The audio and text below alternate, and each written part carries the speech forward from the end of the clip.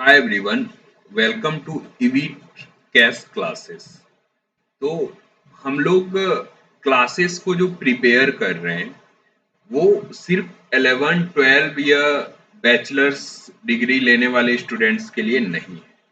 जिनको इकोनॉमिक्स में broad concept चाहिए, जिन्होंने इकोनॉमिक्स अभी अभी शुरू किया है, अभी अभी शुरू करने से मेरा मतलब है वैसे लोग जो यूपीएससी एस्पायरेंट हैं, वैसे लोग जो ऐसे कंपटीशन की तैयारी कर रहे हैं जिसमें इकोनॉमिकल कॉन्सेप्ट की जरूरत होती है, और वैसे लोगों के लिए भी जो 11 12 में हैं उनके लिए ये स्पेशली क्लास को ऐसा डिजाइन किया गया है कि आपका कॉन्सेप्ट इस तरह से क्लियर किया जाए कि आपके क्वेश्चंस आंसर जो होंगे, जो बोर्ड के बच्चों को बनाने होते हैं, 11 12 के बच्चों को बनाने होते हैं, वो इजीली सॉल्व हो जाए और इकोनॉमी का पूरा कॉन्सेप्ट आपके दिमाग में छप जाए। इस क्लासेस को बनाने के लिए मैंने टेक्स्ट बुक यानी एनसीईआरटी का सहारा लिया है, कई पीडीएफ फाइल्स का सहारा लिया है, डिफरेंट सोर्सेस से डाटा को कलेक्ट किया है ताकि उसका विजुअलाइजेशन आपको क्लास में दिखे। तो शुरू करते हैं क्लास 1 से, यानी कि 11th क्लास से आज हम लोग इकोनॉमिक्स को शुरू करेंगे। चैप्टर 1 से जो आपके सामने खुला हुआ है ये है आपका Indian economy on the eve of independence. यानी कि इकोनॉमिक्स है क्या, सबसे पहले ये समझते हैं। इकोनॉमिक्स का मतलब है अर्थशास्त्र, हिंदी में उसका नाम है, और इसका मीनिंग जो होता है किसी भी तरह के आदान प्रदान को। आदान प्रदान का मतलब किसी वस्तु के बदले, अगर हम वस्तु को ले रहे हैं, वस्तु के बदले करेंसी को दे रहे हैं, या हमारी अर्थव्यवस्था किस तरह से चलती है, इन सभी चीजों का अध्ययन हम लोग इकोनॉमिक्स में करते हैं। और इकोनॉमिक्स समझने के लिए ये जरूरी है कि हम लोग उस इकोनॉमिक्स को भी समझें जो ब्रिटिश काल से शुरू हुआ। जैसा कि हम जानते हैं हमारा देश 1947 में आजाद हुआ, तो 1947 से पहले जो भी लॉ थे, जो भी इकोनॉमिकल एक्टिविटीज थी, उसका पूरा का पूरा छाप हमें अभी तक इंडियन इकोनॉमी पे दिखता है। इसीलिए ये जरूरी है कि हम लोग वो सारे कॉन्सेप्ट पढ़ें जो कि ब्रिटिश काल में हुआ था इकोनॉमिकल वाइज। तो सबसे पहले हम लोग चैप्टर्स को डिवाइड करेंगे अलग अलग कॉन्सेप्ट्स में। तो पहला कॉन्सेप्ट जो हमें पढ़ना है इस क्लास में वो है लो level of economic development under colonial rule. यानी कि इकोनॉमिकल डेवलपमेंट जो हो रहा था उसका काफी स्तर नीचे था कॉलोनियल रूल में, हम उसके बारे में पढ़ेंगे। सेकेंड पढ़ेंगे हम लोग एग्रीकल्चर सेक्टर के बारे में कि उस समय एग्रीकल्चर सेक्टर किस तरह से डेवलप हो रहा था, अंडर डेवलप था, क्या क्या प्रॉब्लम्स थे उसमें, क्या क्या डिसएडवांटेजेस था। इंडस्ट्रियल सेक्टर, यानी उसके बाद हम लोग इंडस्ट्रीज के बारे में पढ़ेंगे, जिस इंडस्ट्री को आज हम इतना बड़ा देखते हैं। टाटाज है हमारे यहाँ, अडानीज है, रिलायंस है, इनके पास बड़े बड़े इंफ्रास्ट्रक्चर हैं। क्या उस समय इंडस्ट्री की क्या हालत थी। फॉरेन ट्रेड, यानी जो हमारा ट्रेड अभी होता है, यानी हम लोग भारत में बहुत सारी वस्तुएं बनाते हैं और बाहर बेचते हैं, उस समय फॉरेन ट्रेड की क्या स्थिति थी। डेमोग्राफिक कंडीशन, यानी अभी हमारे पास इस देश के बारे में काफी डाटा उपलब्ध है। जैसे जनसंख्या हम लोग हर एक 10 साल में सेंसस कराते हैं, उसका डाटा उपलब्ध है, कितने लोग गरीबी रेखा से नीचे हैं, कितने लोग ऊपर हैं, कितने लोग शिक्षित हैं, कितने अशिक्षित हैं, ये सारा डाटा अभी हमारे पास है। लेकिन उस समय हमारे देश के डेमोग्राफिक कंडीशन की क्या स्थिति थी, इसको पढ़ेंगे। और sixth and last occupational structure. Occupational structure से मेरा मतलब है कि अभी हम लोग जॉब्स की बात करते हैं, तो इस देश में रह रहे सारे लोग कुछ ना कुछ काम कर रहे हैं, तो उसमें से कितने प्रतिशत लोग किन किन सेक्टर्स में काम कर रहे हैं। जैसे कोई आईटी सेक्टर में किसी के घर से काम कर रहा होगा, कोई डिफेंस सेक्टर में होगा, कोई एरोनॉटिक्स सेक्टर में होगा। इसी तरह डिफरेंट सेक्टर में कितने कितने परसेंट लोग इन्वॉल्व हैं, इसका स्ट्रक्चर अभी तो हमें पता है, लेकिन उस समय कैसी थी इस टॉपिक में हम लोग वो पढ़ेंगे। तो चलते हैं पहले टॉपिक की तरफ, जो है कि लो level of economical development under colonial rule. तो हम लोग आगे बढ़ाते हैं इसको, और ये हमारा पहला स्लाइड है जिसमें हमने डिस्क्राइब किया है इसको। और आप इस पीडीएफ को अगर बस पढ़ लोगे और इसके छोटे छोटे नोट्स बना लोगे तो आपको कहीं जाने की जरूरत नहीं है। इस सिंगल शॉट में आपका कॉन्सेप्ट भी क्लियर हो जाएगा, वो सारे क्वेश्चंस कवर हो जाएंगे जो आपके एग्जाम्स में आते हैं, यानी एक होल पैकेज के तरह। Low level of economic development under colonial rule. अब इसके अंदर आपको क्या क्या दिखता है? Under colonial rule many countries gone through poor economical development, reason behind this are following. Colonial rule सिर्फ इंडिया में नहीं था। उस समय हम लोग एक कहावत सुनते हैं कि मतलब सूर्योदय का मतलब ब्रिटेन में ही सूर्योदय हुआ है, यानी कि इतने सारे देश ब्रिटिश शासन के उपनिवेश बन गए थे कि पूरा विश्व ही ब्रिटिश का उपनिवेश जैसा लगने लगा था। तो काफी सारे देश ब्रिटेन रूल के अधीन थे। तो उनके रूल के अधीन पुअर इकोनॉमिकल डेवलपमेंट जो उनके कंट्रीज में था, यानी अच्छे से खाना नहीं मिलना, अच्छे से रोजगार का साधन नहीं होना, इसके पीछे का रीजन हम जानेंगे। क्या रीजन था, उन्होंने ऐसी क्या व्यवस्था की थी जो कि ये प्रॉब्लम आई थी? They were use land to produce raw material for their industry instead of India. इसी लाइन में आपका पूरा कॉन्सेप्ट छिपा है। They were use land to produce. जैसे हम लोग अभी आप सोचो कि कोई भी चीज जो हम लोग यूज करते हैं, आप ट्रॉली यूज करते हो, आप खाने का सामान यूज करते हो, आप फैन यूज करते हो, आप दरवाजा लगाते हो, घर में घर बनाते हो, ये सारी चीजें आती कहां से? खाने पीने की सारी चीजें हमें मिलती है सॉइल से, यानी मिट्टी से। मिट्टी यानी खेत। तो ये जो लैंड है ये बहुत इंपॉर्टेंट चीज है, ये हमें अनाज प्रोड्यूस करके देता है जिसको हम खाते हैं और जो हमारे लाइफ के लिए इतना जरूरी है। लेकिन ये जो कॉलोनियल शासन थे, यानी ब्रिटिश जो थे हमारे देश में, ये उस लैंड को यूज करते थे सिर्फ रॉ मटेरियल तैयार करने के लिए, यहाँ के लोगों के लिए नहीं। उस रॉ मटेरियल को यहां से तैयार करके वो भेज देते थे ब्रिटेन में, और वहां कोई फाइनल प्रोडक्ट बना के वो भारत में बेचते थे। तो आप सोचो, हमारे ही जमीन से पैदा हुआ चीज किसी और देश के इंडस्ट्रियलाइजेशन के लिए यूज होता था। मैं एक एग्जांपल से इसको समझाता हूं। अभी आप मान लो लेज खाते हो, चिप्स, चिप्स का एग्जांपल लूंगा मैं। तो लेज किससे बनता है? आलू से बनता है। तो आलू कहां प्रोड्यूस होता है? लैंड से।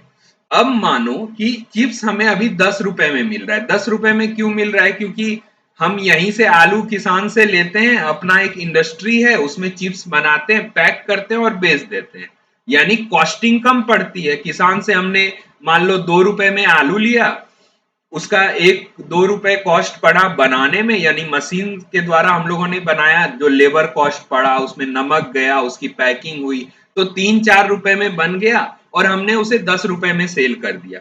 अब सोचो, यही अगर आलू यहाँ पैदा हो और उसे कोई दूसरा कंट्री भेज दिया जाए, वहां से लेस बन के आए और फिर यहाँ बिके, तो क्या ये लेस 10 रुपए में मिल पाएगा?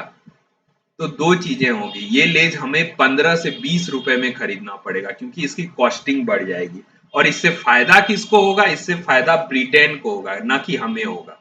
अभी तो हमारे देश की ही कंपनी ये बना रही है, तो हम कंज्यूम करते हैं, हमें सस्ते में भी मिल जाता है और हमारे देश के कंपनी को फायदा भी होता है। लेकिन सोच के देखो, उस समय आलू सिर्फ पैदा यहाँ होता था, जाता था ब्रिटेन, वहां से लेस बन के आता था। लेस सिर्फ एक एग्जाम्पल है, मतलब इस तरह के कई गुड्स हैं जो उस समय जाते थे और बन के आते थे, फिर हम लोग कंज्यूम करते थे। तो इसके कारण हमें महंगी से महंगी अपनी ही वस्तु महंगे से महंगे दाम में खरीदना होता था। इससे फायदा किसका होता था? ब्रिटेन का। अब चलते हैं नेक्स्ट कॉन्सेप्ट पे, ये सरप्लस ऑफ बजट। तो सरप्लस ऑफ बजट को जब हम सीखते हैं तो surplus of budget were use for maintenance of expenses of British officer. ये जो सरप्लस था बजट का सरप्लस का मतलब क्या होता है? मान लो आप घर का एग्जांपल लो, घर का बजट कैसे निकालोगे? घर में आपके महीने की कमाई 100 रुपए है, ठीक है, और आपका खर्च होता है 80 रुपए, तो 20 रुपए आपके पास बचते हैं, यानी 80 रुपए आपका खाना में खर्च होता है, कपड़े में खर्च होता है और सब चीजों में खर्च होता है, यानी 20 रुपए आपका सरप्लस है। अगर वो सरप्लस आपके घर में रहता है तो आप उसको किसी और चीज में इन्वेस्ट करते हो, अगले साल ज्यादा फसल बोते हो उस पैसे से, या उस पैसे से अपना किताब खरीदते हो, उस पैसे से अपने कपड़े खरीदते हो, ये सारी चीजें होगी, आपकी लाइफ स्टाइल सुधरेगी। लेकिन उस समय जो हमारे देश का यानी हमारे घर का सरप्लस था, जो 20 रुपए बचे, अगर उसको कोई ले ले और वो अपने लिए खर्च करे तो इससे हमारे परिवार को कोई फायदा होगा? तो ये वही था कि इस देश का बजट का जो सरप्लस था वो ब्रिटिश ऑफिसर के मेंटेनेंस कॉस्ट में जाता था, हमारे लिए यूज नहीं होता था। तो इससे क्या होता था, ब्रिटिश ऑफिसर जहां रह रहे हैं उनका जो ऑफिसेस है उसका मेंटेनेंस, उसके फर्नीचर, उसका खाना पीना और सब चीजों में यूज होता था, जिससे हमारा लाइफ स्टाइल और गर्त में चलता गया। और उनके ऑफिसेस आप देखोगे बड़े बड़े प्रेमिसेस होते थे, बहुत सारे फैसिलिटी होते थे, और हम लोग गरीबी में रह रहे थे। दूसरा कॉन्सेप्ट समझ गए आप। अब तीसरा, infrastructure were develop for their own transportation to boost supply chain of their own. अभी जैसे इंफ्रास्ट्रक्चर हम लोग डेवलप करते हैं, मान इंफ्रास्ट्रक्चर से मेरा मतलब है रेलवे, रोड्स, ट्रांसपोर्टेशन के जो भी साधन है, एरोप्लेन या एयरपोर्ट्स को ले सकते हो आप, हॉस्पिटल्स को ले सकते हो, स्कूल को ले सकते हो। अभी ये जो बनता है हमारे देश में, तो उसका सबसे ज्यादा उपयोग कौन करता है? आम आदमी। ट्रेन से सबसे ज्यादा ट्रेवल कौन करता है? आम आदमी। और हम लोग ठीक ठाक फेयर पे ट्रेवल कर लेते हैं, एरोप्लेन पे हम ट्रेवल करते हैं। लेकिन उस समय जो इंफ्रास्ट्रक्चर बनाया गया था, रोड, ट्रेन, एयरपोर्ट्स, वो एक्चुअली बनाया गया था इसी देश में, लेकिन उसका यूज कौन करते थे? यूज करते थे अंग्रेज अपने माल को ढोने के लिए। यानी रॉ मटेरियल जो यहाँ से प्रोड्यूस हुआ है तो वो ब्रिटेन जाएगा कैसे? उसके लिए रोड की जरूरत है, उसके लिए ट्रांसपोर्ट की जरूरत है। उस समय पानी वाले जहाज की सुविधा बहुत ज्यादा थी, तो पानी वाला जहाज का भी उपयोग वो लोग इसी के लिए करते थे। और उस रोड पे चलने के लिए हमें एक भारी भरकम टैक्स भरना पड़ता था। यानी हमारे ही देश में रोड बना, लेकिन उसका यूज कौन कर रहे हैं? ब्रिटिशियर कर रहे हैं। तो इस तरह से हम लोग अपने ही देश के इंफ्रास्ट्रक्चर को यूज नहीं कर पाते थे, उसका यूज ब्रिटिश करते थे, जिसके कारण इतना खराब कंडीशन था हमारे इकोनॉमी का। तो मेरे ख्याल से ये तीनों कॉन्सेप्ट क्लियर हो गए होंगे। अब चलते हैं हम लोग नेक्स्ट, एग्रीकल्चर सेक्टर। अब हम लोग देखेंगे कि उस समय एग्रीकल्चर की स्थिति क्या थी हमारे देश में। जब आप एग्रीकल्चर सेक्टर पढ़ना इसलिए जरूरी है क्योंकि हम लोग जिस समय की बात कर रहे हैं उस समय पूरे पॉपुलेशन का 85% लोगों का डिपेंडेंसी एग्रीकल्चर सेक्टर में था। यानी अगर इस देश में 100 लोग रह रहे थे तो उसमें से 85 लोग खेती कर रहे थे। तो इस सेक्टर की स्थिति जैसी होगी उस समय, देश की भी स्थिति वैसे ही होगी। तो जैसा कि हम लोगों ने पिछले कॉन्सेप्ट में पढ़ा कि यहाँ सिर्फ रॉ मटेरियल प्रोड्यूस होता था, उसका यूज ब्रिटिश के इंडस्ट्रियलाइजेशन के लिए होता था, फिर फाइनल प्रोडक्ट हम लोगों को महंगा में खरीदना पड़ता था। तो आप सोच सकते हो कि एग्रीकल्चर सेक्टर की स्थिति क्या होगी। हम लोग उस समय के एग्रीकल्चर सेक्टर में क्या क्या कमियां थी, क्या क्या अच्छाई, तो बहुत कम थी, लेकिन जो जो कमियां थी जिसके कारण से इकोनॉमिकल कंडीशन हमारा खराब था, वो सारे 4 कॉन्सेप्ट में पढ़ लेंगे, जिससे हमें पूरा आइडिया लग जाएगा कि एक्चुअली क्या था। तो प्रॉब्लम उस समय जो एग्रीकल्चर में था वो जमींदारी सिस्टम था। जमींदारी सिस्टम से मेरा मतलब है कि due to this, landowner only kept eye on rental income of land instead of productivity or commercialization of crop. Zamindari system सिर्फ इस बात का ध्यान देती थी कि हमें लैंड से कैसे रेंट वसूलना है, प्रोडक्टिविटी नहीं बढ़ानी है। आप सोच के देखो, खेती से कमाई कब बढ़ेगी? जब उसके प्रोडक्टिविटी पे ध्यान दिया जाएगा कि इस साल हमने गेहूं 1 बीघा में 1 क्विंटल उपजाए। 1 बीघा से मेरा मतलब है लैंड को जब आप मापते हो तो उसके कई सारे मापदंड होते हैं, उसमें 1 बीघा भी होता है। तो 1 बीघा में मान लो 1 क्विंटल आप क्रॉप निकाल रहे हो, तो अगले साल सोचते हैं उससे ज्यादा हो, तभी तो आपकी प्रोडक्टिविटी बढ़ेगी और उससे उसकी कमाई भी बढ़ेगी। लेकिन जमींदारी सिस्टम का पूरा कंसंट्रेशन इस बात पे था कि हम लोग कैसे उस जमीन का रेंट वसूलें, और इस चक्कर में कि कैसे उसका रेंट वसूलें, वो लोग क्रॉप के कॉमर्शलाइजेशन पे ध्यान ही नहीं देते थे। यानी ऐसे क्रॉप को वो प्रोड्यूस नहीं करते थे जिसको मार्केट में महंगे दाम पे बेचा जा सके, तो इसके कारण स्थिति खराब थी। Land settlement system was a revenue generating system for rural instead of productivity. Land settlement system जो अंग्रेजों ने लाया, वो सिर्फ अपने प्रॉफिट जनरेशन को बढ़ाने के लिए लाया था। उससे किसी भी कामगार यानी खेत में जो काम करते थे उसके लिए वो यूजफुल नहीं था। वो इस तरह से था कि मैं आगे आगे जो पीडीएफ अभी एग्रीकल्चर सेक्टर का दिखाऊंगा उससे सारा कुछ क्लियर हो जाएगा। आप अगर उस पीडीएफ को इस फाइल के साथ पूरा अपने पास रख लोगे तो दोबारा आपको ये चैप्टर पढ़ने की जरूरत नहीं होगी। आप एक बार उसे देखोगे सारा कुछ समझ में आ जाएगा। तो चलते हैं अब नेक्स्ट पर। Commercialization of agriculture only seen in South India and contribution of this land is very less in area. Commercialization of agriculture, जब तक आप किसी चीज का कॉमर्शलाइजेशन नहीं करोगे तब तक उसमें अर्निंग नहीं बढ़ा सकते। मान लो कि आपके पास एग्रीकल्चरल लैंड है, आप उसमें आपके पास दो ऑप्शन है, या तो गन्ना पैदा करो या तो राइस पैदा करो। मान लो राइस जो है इजिली अवेलेबल है उस एरिया में, तो आप गन्ना पैदा अगर करोगे जो कि कम अवेलेबिलिटी है तो आपको ज्यादा कॉस्ट मिलेगा। यानी आप एक कॉमर्शियल पर्पस के लिए खेती कर रहे हो, इसीलिए एग्रीकल्चरल लैंड में कॉमर्शलाइजेशन बहुत जरूरी है ताकि आप इनकम बढ़ा सको।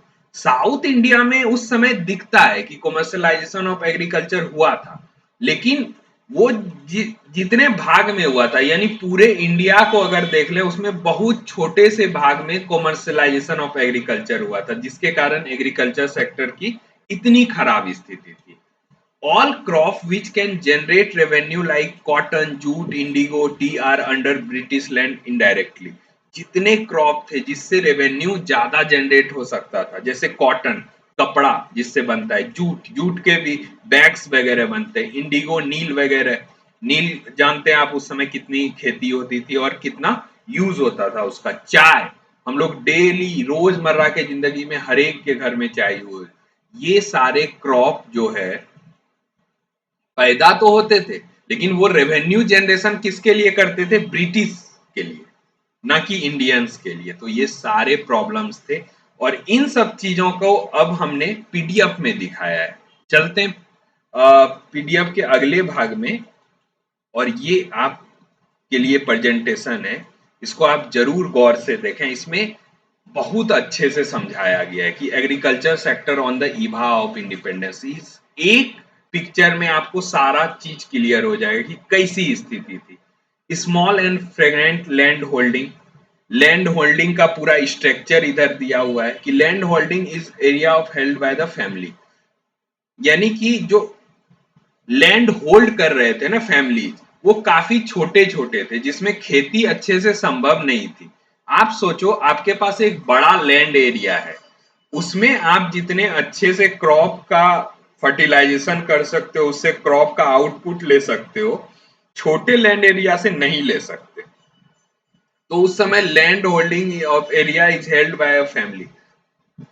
स्कैटर्ड लैंड होल्डिंग से मतलब था कि छोटा छोटा एरिया का होल्डिंग था फैमिलीज के पास, तो वो उससे ज्यादा पैदावार नहीं कर पाते थे। उसके पास उतना एजुकेशन नहीं था, उतना इंफ्रास्ट्रक्चर नहीं था, उतना नॉलेज नहीं था। इसके कारण से एक तो लैंड उनके पास छोटा था, दूसरा उनके पास सीड्स की नॉलेज नहीं थी उतनी, तो वो कैसे उस खेती को बढ़ा पाते। तो ये एक बड़ा प्रॉब्लम था। आउटडेटेड टेक्नोलॉजी, उनके पास टेक्नोलॉजी जो थी काफी आउटडेटेड थी, जो मेहनत काफी ज्यादा खोजती थी लेकिन उससे आउटकम काफी कम निकलता था। तो ये एक कारण है। डिपेंडेंस ऑन रेनफॉल, सबसे बड़ी समस्या, पानी सबसे ज्यादा जरूरत है खेती के लिए, और ये जो किसान थे ये पूरा का पूरा डिपेंडेंसी इनका रेनफॉल पे था। और रेनफॉल जैसा कि आप जानते हैं आपके अनुसार तो होगा नहीं, कभी 2 महीना पहले हो जाएगा, 2 महीना बाद होगा, इसके कारण काफी क्रॉप बर्बाद होते थे। तो ये एक बड़ा प्रॉब्लम था। लो level of production and productivity, ये पहले ही बता दिया है कि मैंने, कि प्रोडक्शन और प्रोडक्टिविटी दोनों काफी कम होते थे। इसके रीजंस क्या थे? उनको नॉलेज नहीं था, उनके पास सीड्स किस तरह के बोए इसकी वैरायटी उपलब्ध नहीं थी, इसके कारण से हुआ। और primary objective, a person was produce for his own family. और सबसे बड़ी बात, कमर्शलाइजेशन ऑफ एग्रीकल्चर नहीं हुआ था। पांचवा जो सस्टेन फार्मिंग है, ये हमें बताता है कि प्राइमरी ऑब्जेक्टिव जो किसी फार्मर का होता था, वो अपने फैमिली भर के लिए बस अनाज पैदा किया, खाया और हो गया। वो कभी नहीं सोचा उन्होंने कि हम मार्केट में इसको ले जाके कैसे बेच सकते हैं और एक्स्ट्रा अर्निंग कर सकते हैं। Wages between owner and tillers of the soil. Honor never shared cost of output, instead they shared outputs। कभी भी ऑनर, जो लैंड ऑनर थे, वो कामगारों को उतना पैसा नहीं देते थे। मान लो कि इस बार फसल में 20 रुपए फायदा हुआ, तो उनको 10 रुपए दिया। अगले बार फसल में 40 रुपए फायदा हुआ, यानी डबल फायदा हुआ, तो भी उनको 10 ही रुपए दिया। तो इस तरह के शेयरिंग के कारण जो कामगार काम करते थे लैंड पर, उनको कभी बड़ा मुनाफा नहीं हुआ। इसके कारण उनके परिवार की स्थिति हमेशा उसी तरह बनी रही। Couch for stagnation of Indian agriculture during. अब ये सारे रीजंस है जिसके कारण उस समय एग्रीकल्चर की इतनी खराब स्थिति थी। पढ़ चुके हम लोग लैंड रेवेन्यू सिस्टम, जिसमें जमींदारी सिस्टम आता है। Forced commercialisation of agriculture, agriculture में फोर्स्ड किया गया।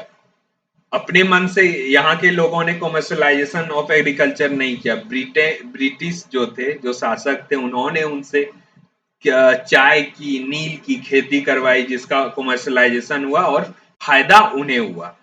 Partition of country, food crisis in India, rice food production area of west Punjab and Sindh went to Pakistan.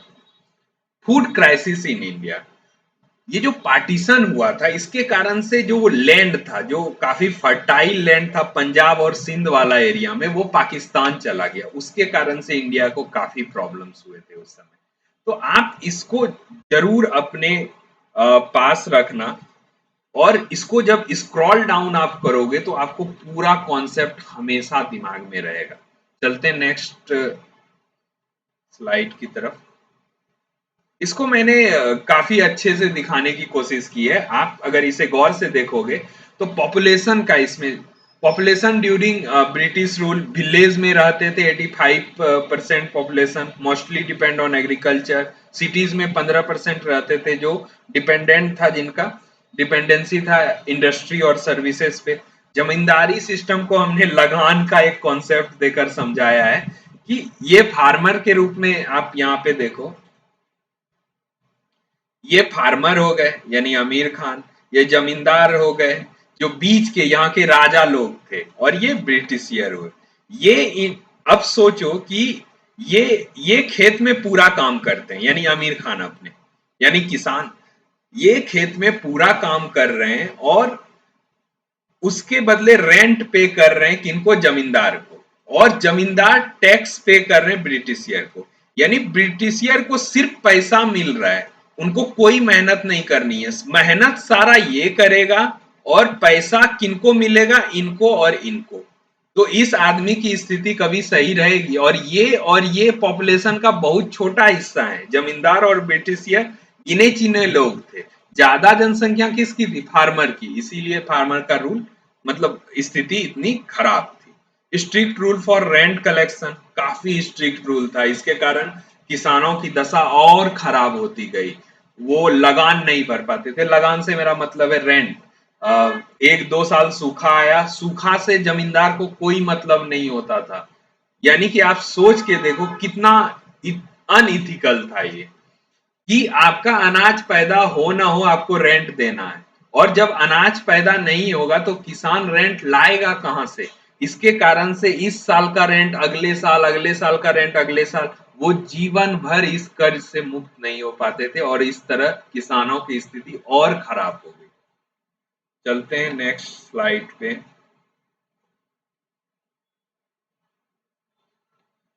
अब हम लोग पढ़ेंगे इंडस्ट्रियल सेक्टर।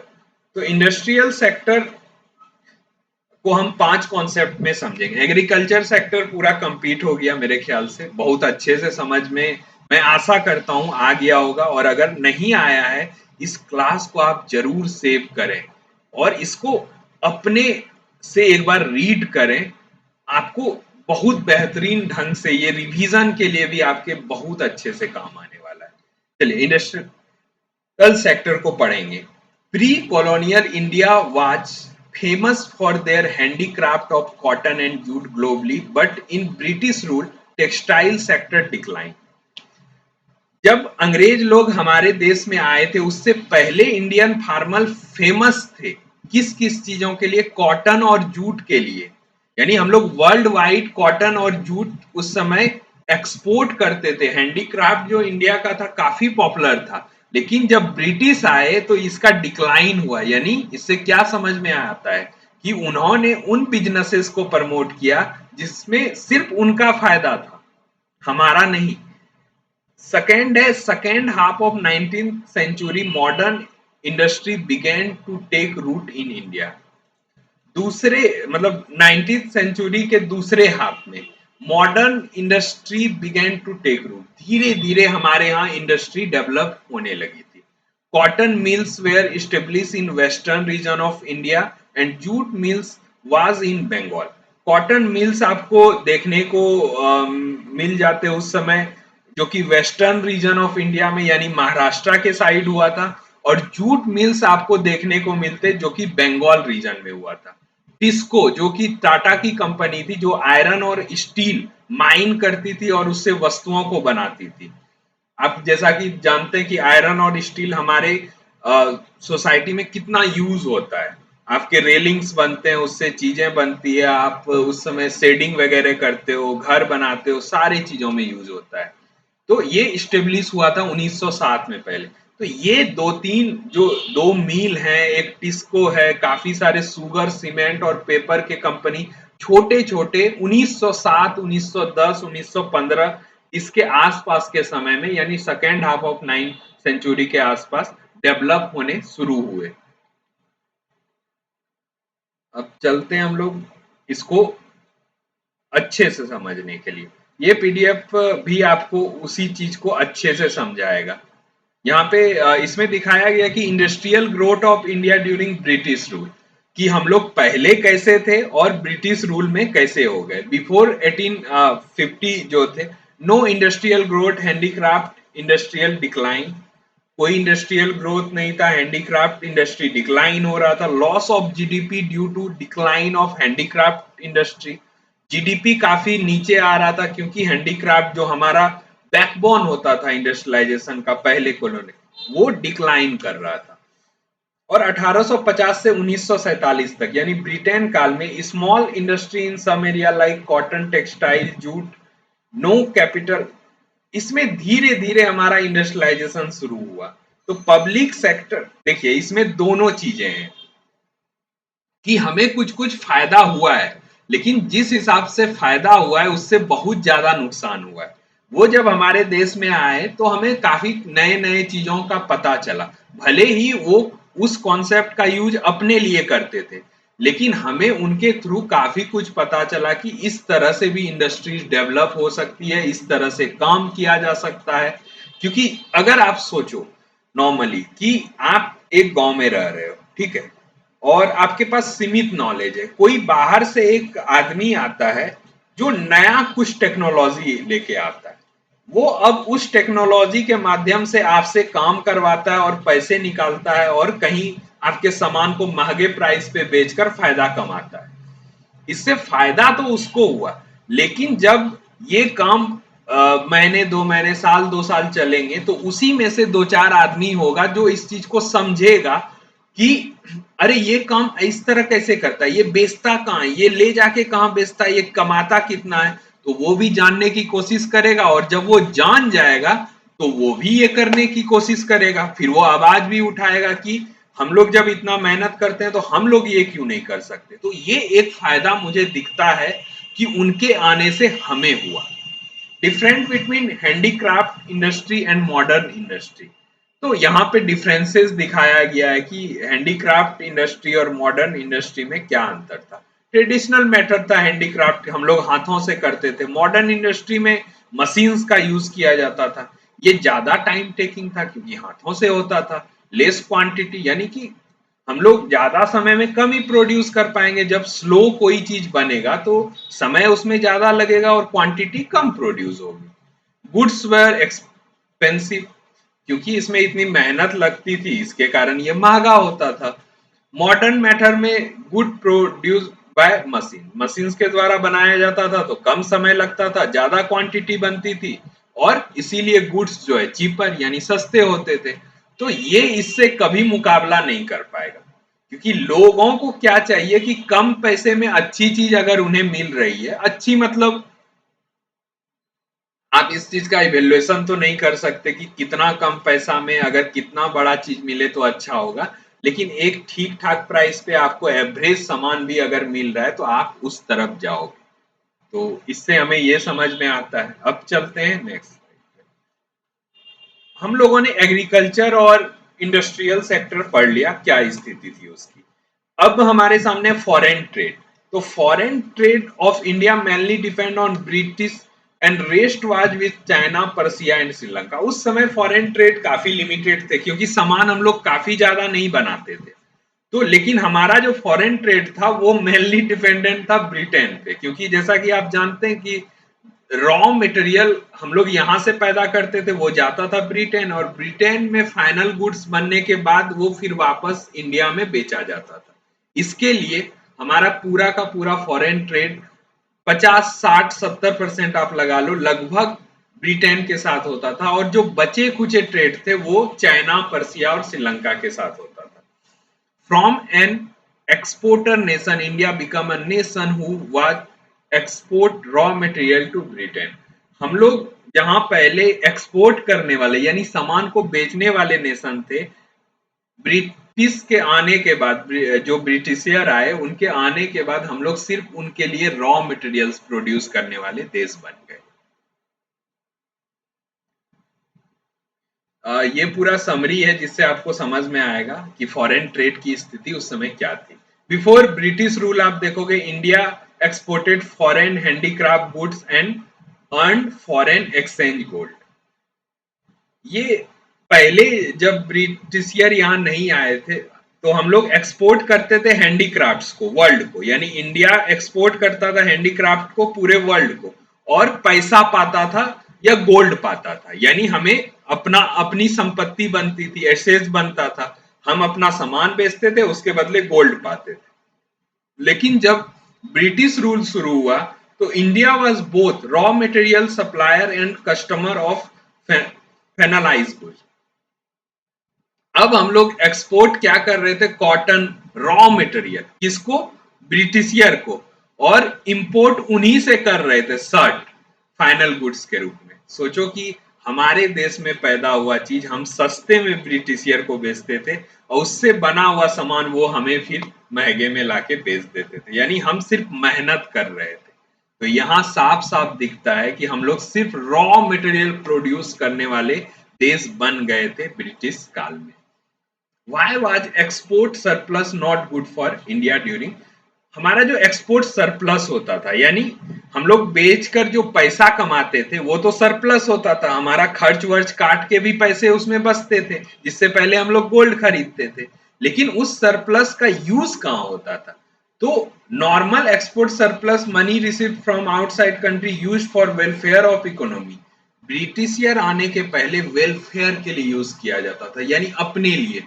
हम अपने लिए सड़क बनाते थे, हम अपने लिए गाड़ियां तो नहीं कहूंगा, लेकिन जो भी चीजें होती थी, बैलगाड़ी या फिर कुछ भी इस तरह जो हमारे जीवन को आसान करता था वो बनाते थे। नालियां बनाते थे अपने लिए घर बनाते थे, गोडाउन बनाते थे।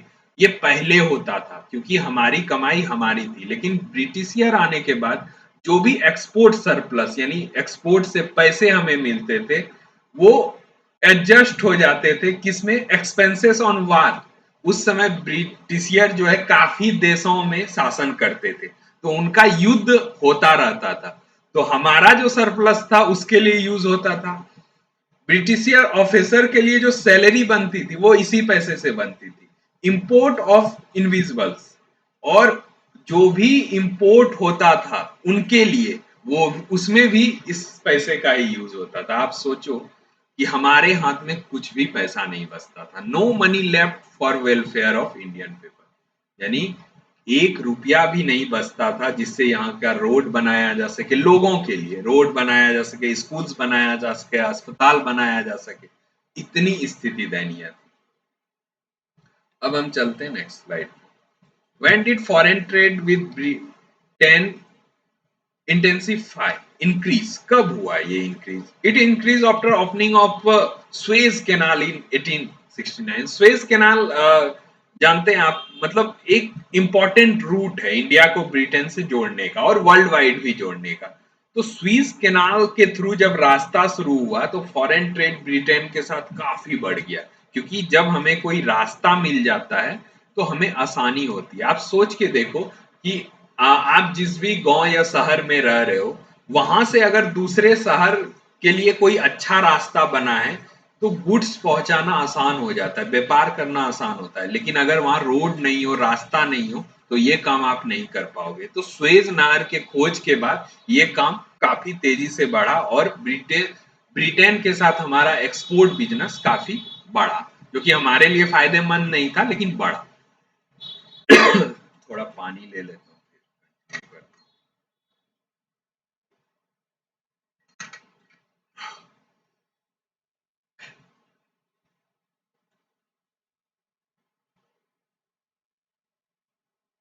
अब आते हैं डेमोग्राफिक कंडीशन।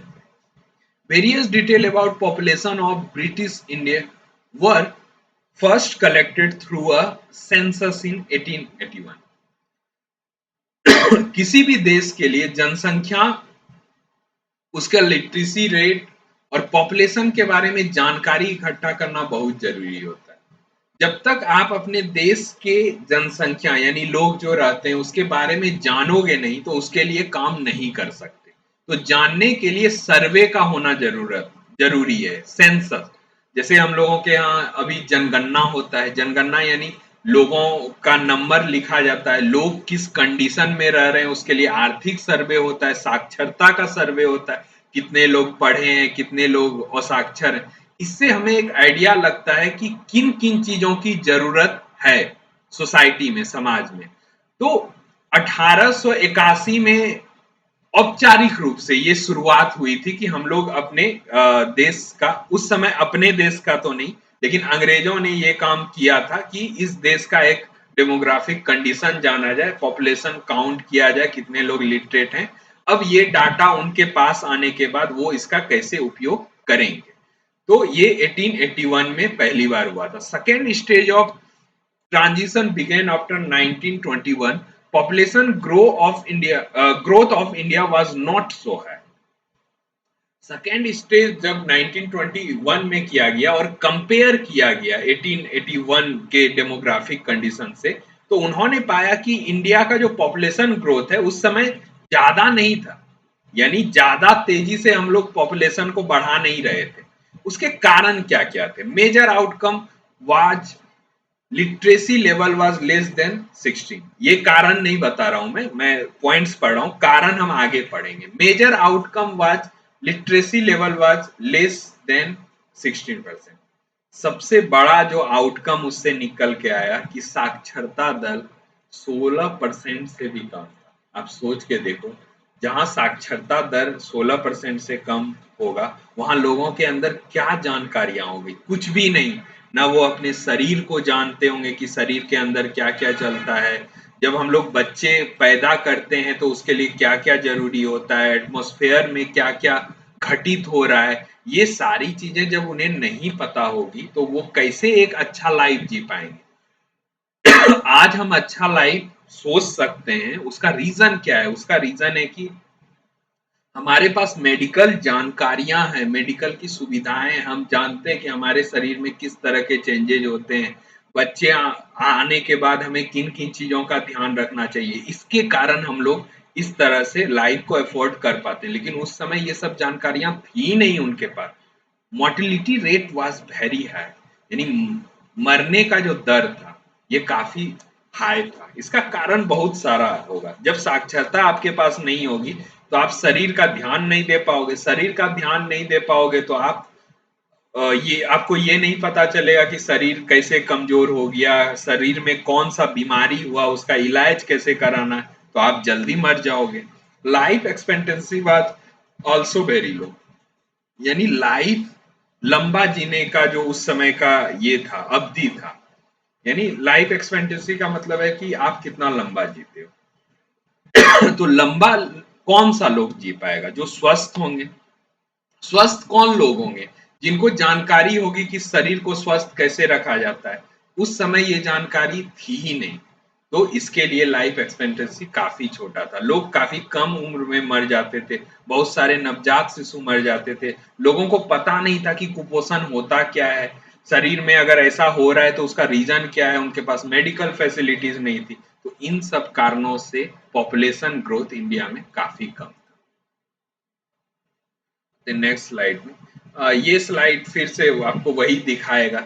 ये मैंने कहीं कहीं से कॉपी किया है, कुछ कुछ खुद भी बनाया है। ये ना आपको क्लियरिटी ऑफ हाउस देगा, यानी कि आप देखोगे एक नजर तो आपके माइंड में सब कुछ रिमाइंड हो जाएगा एक टेम्पलेट से, इस तरह से। तो आप इसको, अगर आपके लिए वर्दी है ये, तो आप इस पीडीएफ को जरूर सेव करें और बार बार देखें। इससे आपका रिवीजन करना एकदम आसान हो जाएगा और कॉन्सेप्ट एकदम क्लियर हो जाएगा। आप 11th के हो, आप 12th के हो, आप यूपीएससी का प्रिपरेशन कर रहे हो, आप इकोनॉमिक्स को किसी भी रूप में पढ़ना चाहते हो, सबके लिए फायदेमंद होगा ये। What is demography? तो डेमोग्राफी को यहाँ पे डिफाइन किया गया है। It is study of human population, here we measure human statistics like. तो सिंपल सा डेमोग्राफी है कि हम लोग स्टडी करते हैं ह्यूमन पॉपुलेशन का। तो बर्थ रेट उस समय, नंबर ऑफ लाइफ्स बर्थ पर थाउजेंड पॉपुलेशन कितना था, मोर्टेलिटी रेट उस समय नापा गया था, लिटरेसी लेवल नापते हैं इसमें, लाइफ एक्सपेक्टेंसी नापते हैं, पॉवर्टी यानी गरीबी नापते हैं, social economic indicator during British rule. Social indicators क्या थे? तो लिटरेसी लेवल था जो कि 16% से कम था, population who can read write, मतलब लिटरेसी लेवल का मतलब इतना ही था उस समय की जो लिख और पढ़ सके कोई चीज, जो कि 16% था, और 7% फॉर वोमेन था, मतलब महिलाओं में तो और ज्यादा कम था। यानी उससे भी पुरुष जितने पढ़े लिखे थे उससे आधी महिलाएं पढ़ी लिखी थी। मोर्टेलिटी रेट यानी डेथ रेट, जैसा कि ऊपर हम लोगों ने पढ़ा कि 218 लोग मर जाते थे 1000 लोगों में, यानी कि काफी कम था, काफी खराब स्थिति थी। लाइफ एक्सपेक्टेंसी 44 साल थी मात्र, यानी कि ज्यादा से ज्यादा लोग सोचते थे किसी तरह 44 साल जी जाएं, और आज आप लाइफ एक्सपेक्टेंसी देखोगे 100 को क्रॉस कर गया है कई देशों में।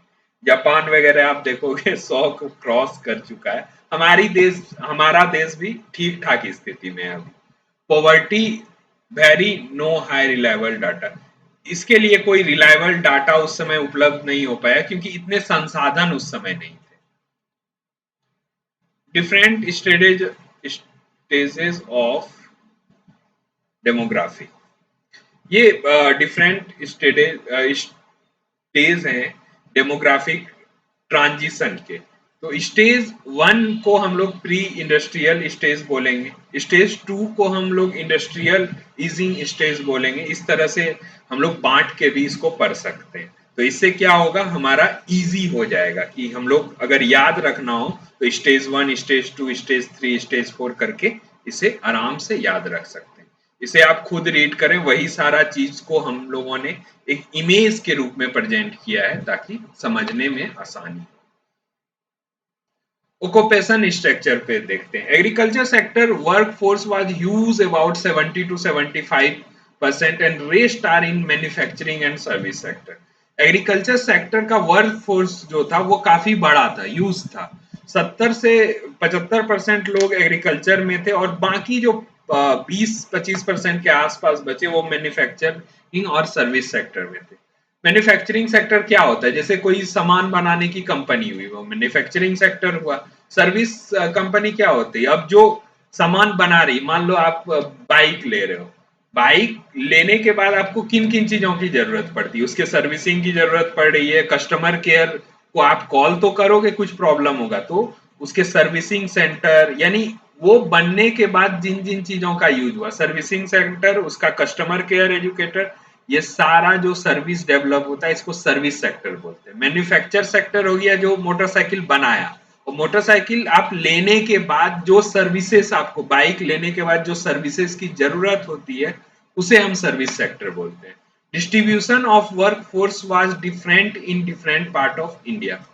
वर्क फोर्स का जो डिस्ट्रीब्यूशन था, जैसे एग्रीकल्चर में 70 से 75 लोग काम कर रहे हैं, सर्विस और मैन्युफैक्चरिंग में 20 से 25%, ये रीजन वाइज अलग था। नॉर्थ इंडिया में कुछ अलग था, साउथ इंडिया में कुछ अलग था, क्योंकि देश के अलग अलग भाग ना अलग अलग तरह से विकसित हुए हैं। जब आप साउथ और नॉर्थ इंडिया की बात करते हो ना तो दोनों को कंपेयर नहीं कर पाओगे।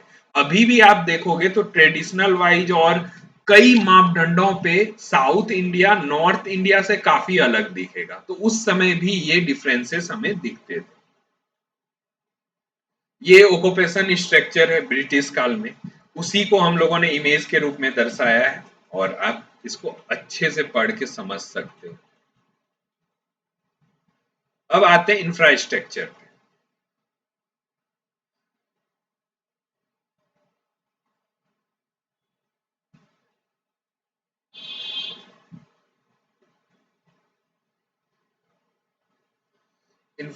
In colonial regime, basic infrastructure such as railway, port, water, transport, post, telegraph did develop, but real motive was not to provide amenities to people but use transportation of himself.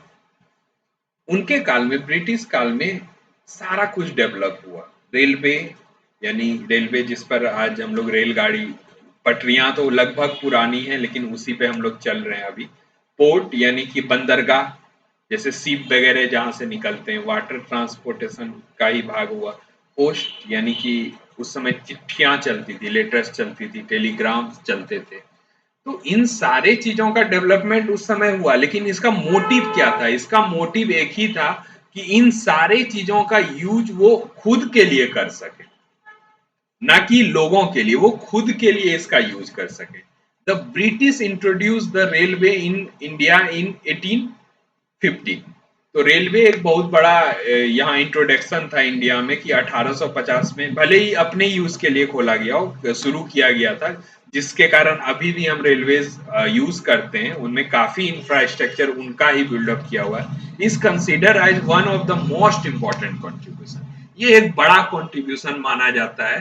तो कुछ advantages भी हैं, जैसे ब्रिटिशियर का railway यहाँ develop करना, भले ही उस समय उन्होंने अपने फायदे के लिए वो नेटवर्क बनाया हो, लेकिन बाद में हम लोगों ने उसका काफी अच्छे से उपयोग किया, तो ये एक एडवांटेजेस मिला आपको इंफ्रास्ट्रक्चर में।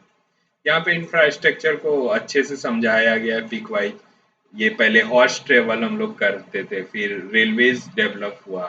पहले हम लोग पीजन के थ्रू भेजते थे, जैसे कबूतर जा जा जा टाइप से, यानी कि कबूतर को कोई चिट्ठी दे दिया, और वो, मुझे नहीं समझ में आता है कि वो कैसे होता था कि कबूतर को एड्रेस पता हो कि उसी एड्रेस पे जाना है, लेकिन मैंने फिल्मों में शायद ये देखा है, और इसके लिए मैंने इसको डाला है कि पहले हम लोग पक्षियों पे निर्भर थे, और बाद में हम लोग पोस्टल सर्विसेज और टेलीग्राफ पे ये हुए। और हमारा यहाँ इंफ्रास्ट्रक्चर में पहले हॉर्स ट्रेवल होता था, फिर रेलवेज और रोड बन गए तो गाड़ियां और रेलगाड़ी बन गई। लॉन्ग डिस्टेंस ट्रेवल हमारे लिए पॉसिबल हो गया इसके कारण। कमर्शलाइजेशन ऑफ एग्रीकल्चर, माल ढोने में आसानी होने लगी तो कमर्शलाइजेशन हो गया, यानी हम जो पैदा करते थे उसे बेच पाने में सक्षम हुए धीरे धीरे। इंक्रीज इन एक्सपोर्ट, इसके कारण एक्सपोर्ट में इंक्रीज हुआ। ये सारा चीज अगर अंग्रेज के काल में देखो तो उनके लिए फायदेमंद था, लेकिन जब अंग्रेज चले गए यहाँ से तो अल्टीमेटली उसको यूजफुल हमने बनाया और अपने लिए यूज करना सीखा। तो ये एक पॉजिटिव पक्ष है जो हमें सीखना चाहिए यहाँ से। डेवलपमेंट ऑफ अदर इंफ्रास्ट्रक्चर, जैसे पोस्ट, टेलीग्राम, कोस्टल कैनाल के भी डेवलपमेंट उस समय हुए। तो इस तरह से हम लोगों ने लगभग आज पूरा चैप्टर पढ़ लिया, लगभग नहीं पूरा चैप्टर ही पढ़ लिया, जिसमें हम लोग agriculture sector, industrial sector, infrastructure sector और आपका एक्सपोर्ट जो था हमारा पूरे ग्लोबली, उस सेक्टर को अच्छे से पढ़ा कि ब्रिटेन काल में उसकी क्या स्थिति थी, उससे पहले क्या स्थिति थी। तो इस चैप्टर का समराइज फॉर्म अगर मैं बोलूं तो यही पूरा था कि हम लोग अंग्रेज के काल में किस तरह के इकोनॉमी से गुजर रहे थे, इसको हमने पूरे अच्छे से पढ़ा। अब ये पीडीएफ मैं बता देता हूँ आप कहाँ से डाउनलोड कर सकते हो, ताकि ये पीडीएफ काफी यूजफुल होगा आपके लिए। तो मैं आपको लाइव बता देता हूँ कि पीडीएफ को आप कहाँ से डाउनलोड कर सकते हो। तो आपको जाना है सीधा गूगल में, आपने टैब खोल लिया और गूगल पे आपको टाइप करना है www.evitcast.co.in। आप जब यहाँ पे जाओगे, इस साइट पे जाने के बाद आप होम पेज को ही स्क्रॉल डाउन करोगे, जहाँ पे हमारे कोर्सेस के डिस्क्रिप्शन है, वहां पे एक इकोनॉमिक्स जोन है जिसमें आपको यहाँ पे पीडीएफ दिखेगा। आप जब इस पे क्लिक करोगे तो आपके सामने वो पीडीएफ खुल जाएगा और यहाँ से आप उसे डाउनलोड कर सकते हो। ये कंप्लीटली फ्री है और आगे मैं इसी तरह के क्लासेस बनाकर आपके साथ जुड़ूंगा। तो आशा करता हूँ आपके लिए ये क्लास काफी फायदेमंद रहा होगा, रहेगा। आप इससे अच्छे से प्रिपेयर कर सकते हो, अपना कॉन्सेप्ट क्लियर कर सकते हो। मिलते हैं अगले क्लास और अगले वीडियो के साथ, तब तक के लिए